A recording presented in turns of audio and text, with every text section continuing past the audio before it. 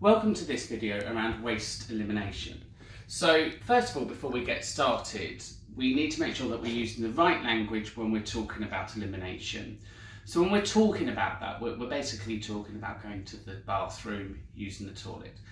We need to call things the appropriate names. So we don't call it wee-wee, we call it urine, we don't call it poo, we call it feces. So if somebody's incontinent, it normally means that they're urinating and they're wet. If they're doubly incontinent, it means that they're leaking feces and urine at the same time, and therefore there's the mixture of both. Now, for good skin care, we need to try and keep the skin dry. Urine can cause a urine burn and feces can cause a fecal burn. So either of those aren't too great on the skin, and we need to keep them dry as long as we can. Equally, retaining fluid and retaining feces, making yourself constipated, isn't good for our health either. So it's really important we encourage good personal hygiene and the ability for people to use the toilet as frequently as they can. Now, I appreciate the fact that it's difficult in home care, but we need to try our best for our customers to try and improve their health and well-being. So let's look at some of the equipment in which we can do this with. So the first thing we have here is our bedpan. Now the bedpan can be used, it slides under the patient's bottom in bed and it allows them to go to the bathroom and to use the toilet facilities appropriately, giving them an opportunity to open their bowels in a more dignified way.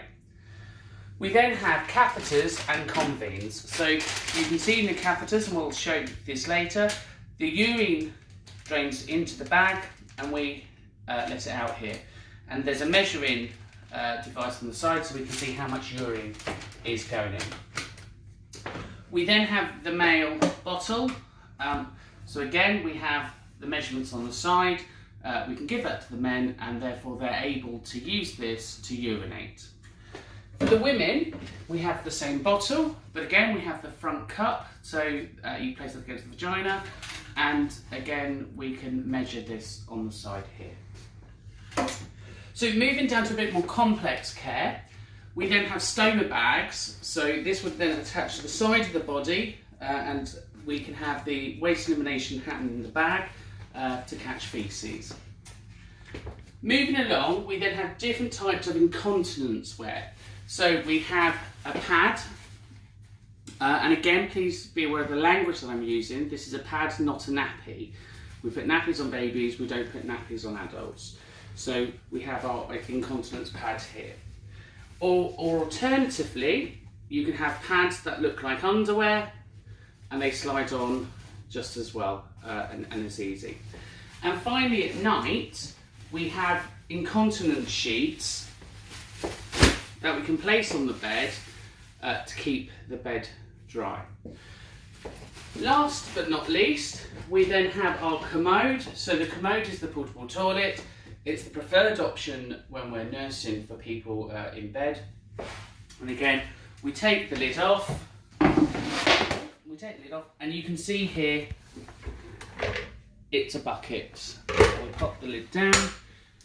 We allow the patient to use this. We can put the lid back on and we can discreetly get rid of the waste. So that's our equipment that we're going to use. The next part is we'll show you how to use each of these with the patient in bed.